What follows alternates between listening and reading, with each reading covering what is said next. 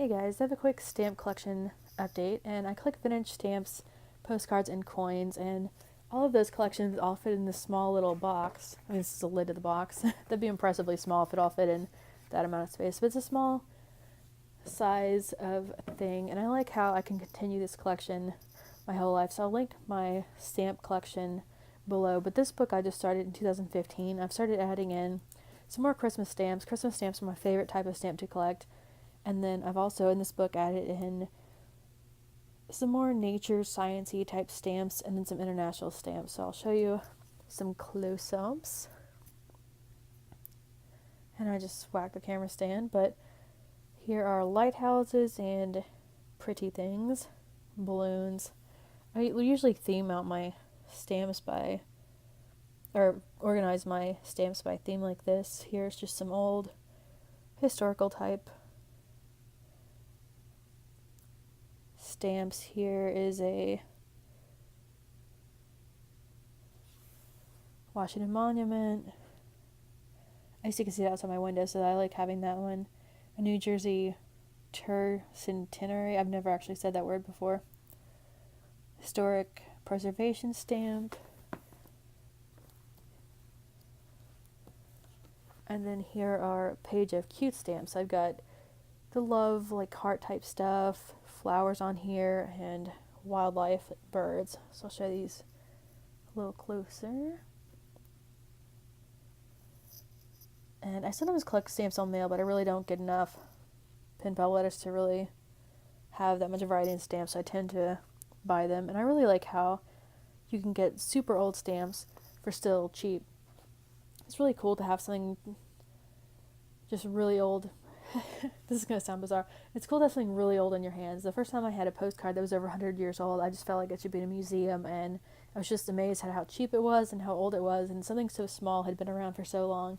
So it's really cool to have a piece of history like this, and it's cool how each person's collections can be a little bit different. Even if two people are collecting the same time frame of stamps from the same country, they still can show a lot about your personality. So these are my international stamps. Got a lot from Japan in here.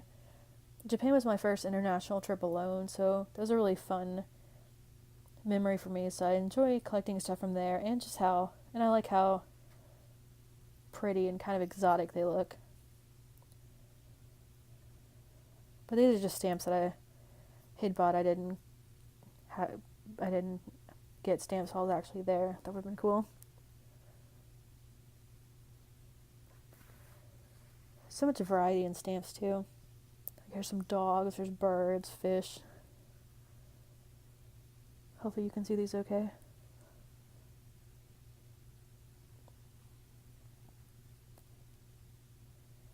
Mount Fuji is my favorite stamp to collect, so I want some more of that.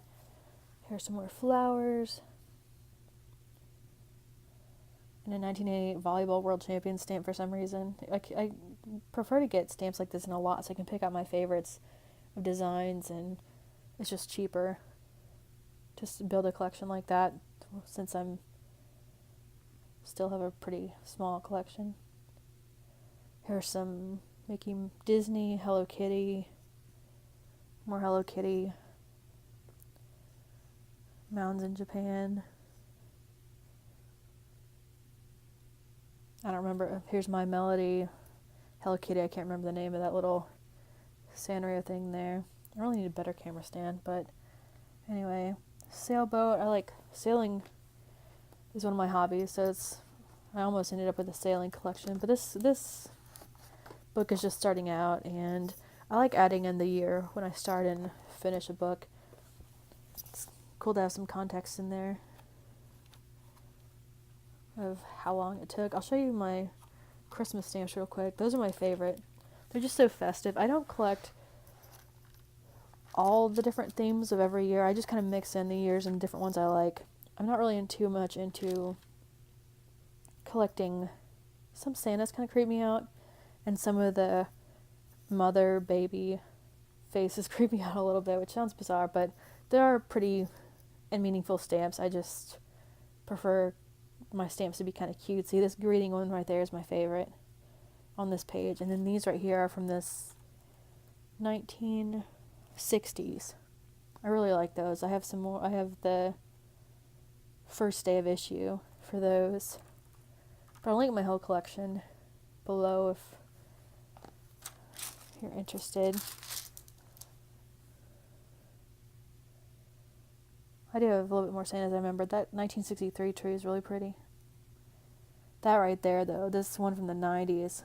I love that little greeting stamp. The Christmas tree on it. I don't have many Santas yet.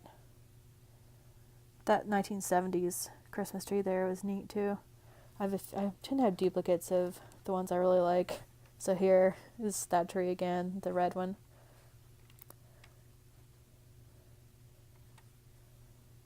Some wreaths.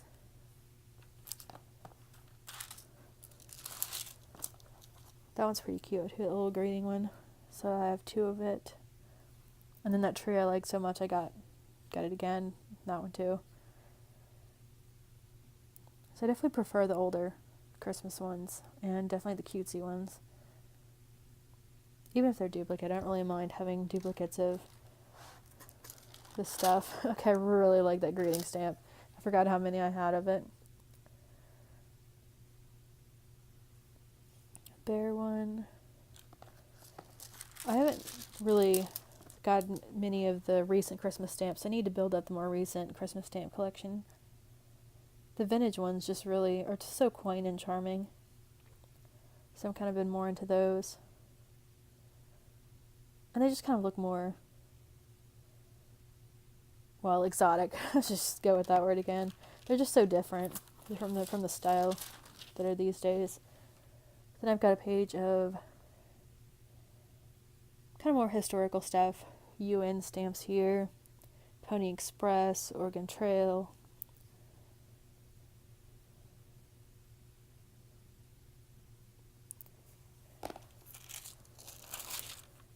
And then on into history here. I want to try to find some New Year stamps too. And other holiday. I want some more of the cutesy heart ones.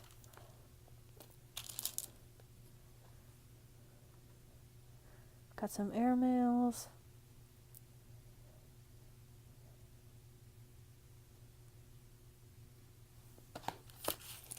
And then here, different kind of random historical stuff. I definitely liked getting lots of these stuff, so they're individually cheaper, and there's just, I don't know, it's just fun to see how many different types of things that there are that I usually wouldn't individually buy, like food for pieces and a stamp. I'm like, oh yeah, I totally want a food for peace stamp, but since there's done a lot, it kind of made it a fun way to try out stuff that I usually wouldn't really seek out individually.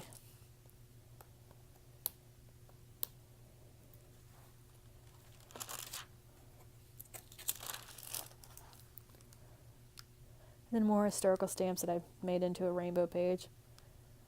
I do plan to start adding to these stamp collections more. I've got this book to add into now, and I think it'll be really fun to be able to have this as a lifelong hobby. And remember back in my life, during my school days, 2008, I can have this hobby that continues on until I'm like 50 and be enjoying the hobby and remembering those, previous time in my life, and share it with future imaginary children and grandchildren. I really like this stamp, the Celebrate stamp, more modern one. And then I've got some extras in here in the back. But yeah, there's my stamp collection update, and there are a few other countries of stamps that I really want. I really want to start collecting some Iceland stamps. I used to work for an Icelandic company, which is really random, but their nature stamps are just gorgeous, so I want some of those, and want some more Japan ones. I kind of want some Europe stamps of places I've been, the Italy, Germany, Switzerland, especially like the mountain scenes of those stamps. So there's a lot I want to branch out into. Christmas Island, for some reason I've been wanting a stamp of that. But here's this page again. Anyway, hopefully this was interesting. I know it's a small collection, but it's really fun hobby that you can kind of add to as much as as much or as little as you'd like, and continue it on for decades or however long you feel like doing, and pick it back up over the years. doesn't take up too much space. Here are these two collections in one.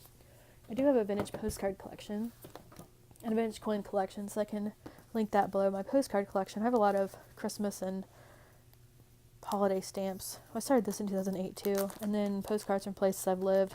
I have a bunch of vintage DC postcards and some of the state ones I really like. I've got Times Square. I've done Times Square for New Year's for just on and off for over a decade, but I've at least watched the Times Square ball every year of my life if I haven't been there. I've been there for more years than I'm willing to admit. I really like the greetings from type of postcards like this. But yeah, if you're interested in these, I'll link them below, and I hope this was interesting. I know it's kind of a smaller collection than some, but I like how it's just so customizable and you can find a way to enjoy it at, most any budget, like cheap, if you want to do it cheaply like I do, or if you want to, or if you can really spring for the more rare stamps. But I like how cheap this hobby can be. You can even just get the stamps from your, pen pal mail and that kind of thing. All right, anyway, have a good night. Bye.